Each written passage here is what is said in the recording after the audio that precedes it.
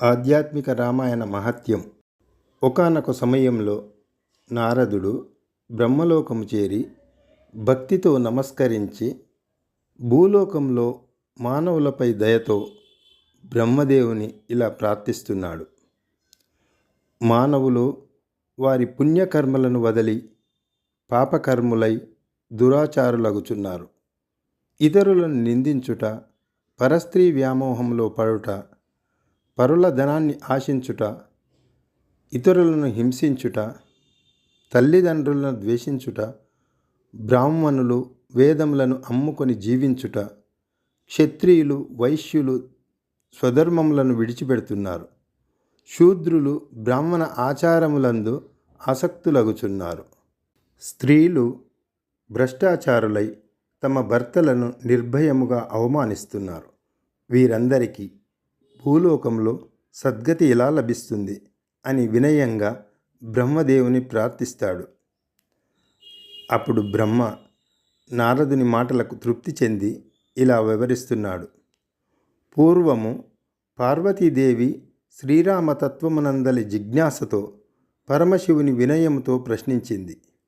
అప్పుడు శివుడు శ్రీరామతత్వమునందలి నిగూఢ రహస్యములను విపులముగా వివరించెను. అదియే ఉత్తమ పురాణమగు ఆధ్యాత్మిక రామాయణము.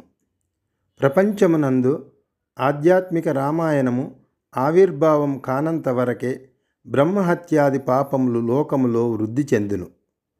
ఆధ్యాత్మిక రామాయణం ప్రకటితం కానంత వరకే యమభటులు నిర్భయులై సంచరించెదరు. నారద, ఆధ్యాత్మిక రామాయణమునందలి ఒక శ్లోకము గాని లేక అర్ధ శ్లోకము గాని పఠించినచో తక్షణమే పాపముల నుండి విముక్తుడగును. ఈ మహాగ్రంథమును పూజించిన వానికి అశ్వమేధ యజ్ఞ ఫలితము లభించును. అనుకోకుండా గాని నియమం లేకుండా గాని స్వేచ్ఛగా అబుద్ధిపూర్వకముగా గాని ఆధ్యాత్మిక రామాయణమును ఇతరుల నుండి వినేవాడు కూడా సమస్త పాపముల నుండి విముక్తుడగును.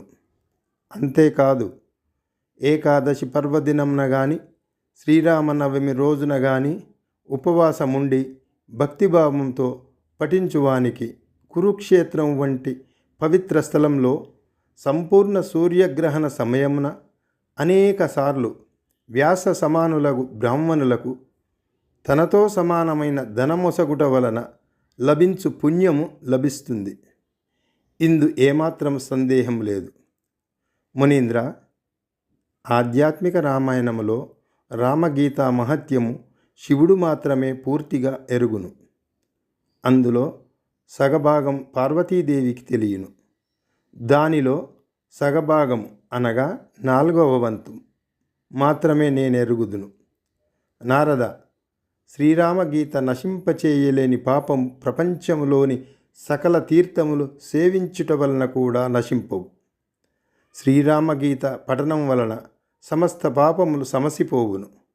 బ్రహ్మహత్య మొదలైన పాపముల నుండి ఎవరైనా ముక్తులు కాదలచినచో కేవలం 1 నెల రోజులు రామగీతను పఠించుట వలన ముక్తులగుదురు. రామగీతను పఠించుట వలన మానవుడు ఏ దానములు గాని ఏ తీర్థ స్నానములు గాని ఆచరించకయే అక్షయ ఫలమును పొందుదురు. శృతులు, స్మృతులు, పురాణములు, ఇతిహాసములు మొదలగు వందల కొలది శాస్త్రములు శ్రీమదధ్యాత్మ రామాయణము యొక్క ఒకానొక స్వల్పాంశమునకు సాటిరావు. ఈ విధముగా ఆధ్యాత్మిక రామాయణ మహత్యమును బ్రహ్మదేవుడు నారదునకు వివరించెను.